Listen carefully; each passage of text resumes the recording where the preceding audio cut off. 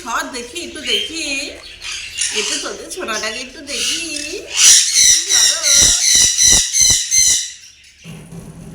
দেখি একটু যেমন ছোনা বেবিটাকে একটু দেখি। নিজু একটু দেখাও, একটু বেবিটাকে একটু দেখাও। দেখাবেন না? আমি একটু দেখবো না একটু বেবিটাকে?